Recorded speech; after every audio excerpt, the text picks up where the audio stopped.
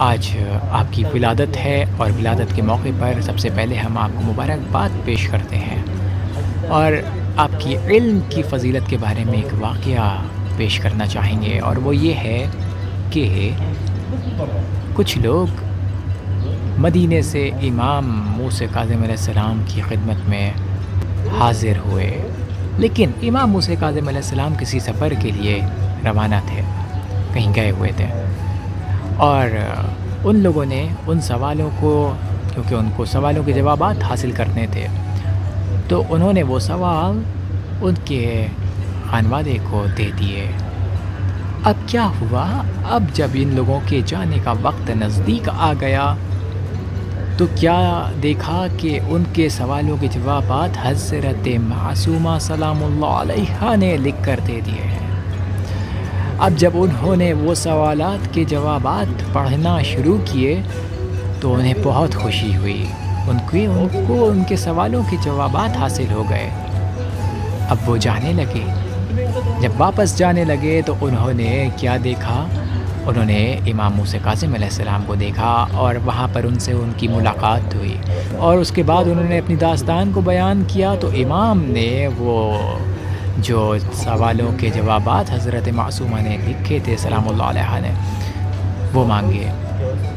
اب جب انہوں نے وہ سوالات کے جوابات مانگے اور پڑھنا شروع کیا تو انہوں نے 3 بار کہا، اس کا باپ اس پر قربان، اس کا باپ اس پر قربان، اس کا باپ اس پر قربان۔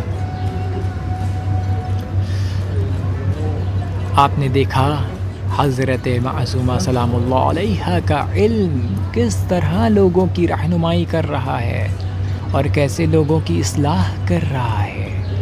یہ ایک بیٹی کا علم ہی تھا۔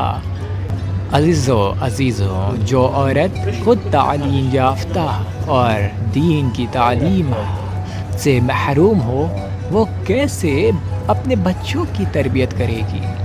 اس کو پہلے خود کی تربیت اور علم حاصل کرنے کی ضرورت ہوتی ہے تاکہ وہ اپنی نسل کی بہترین تربیت کر سکے۔ شریعت کے قانون میں رہ کر جو بہنیں علم حاصل کرتی ہیں وہ دین، دنیا، اچھائی اور برائی ہر چیز کی سمجھ رکھنے لگتی ہیں، جس سے وہ ایک بہترین تربیت کرنے والی ماں کہلاتی ہے اور اس کی گود میں پلنے والا ایک بے مثال تاریخی بچہ پرورش پاتا ہے۔ اس لیے ایک ماں کو دین کا علم حاصل کرنا بہت ضروری ہے، اور ہماری شریعت، ہمارا مذہب ایک عورت کو علم حاصل کرنے سے نہیں روکتا ہے۔ جو لوگ معاشرے میں بہنوں کی تعلیم اور علم حاصل کرنے پر اعتراض کرتے ہیں، انہیں سمجھنا چاہیے کہ ہمارا مذہب عورت کو صرف گھریلو کاموں کے لیے محدود نہیں رکھنا چاہتا ہے۔ آپ نے دیکھا حضرت معصومہ سلام اللہ علیہ کا علم کس طرح لوگوں کی رہنمائی کر رہا تھا اور کیسے لوگوں کی اصلاح کر رہا تھا۔ یہ ایک بیٹی کا علم ہی تھا۔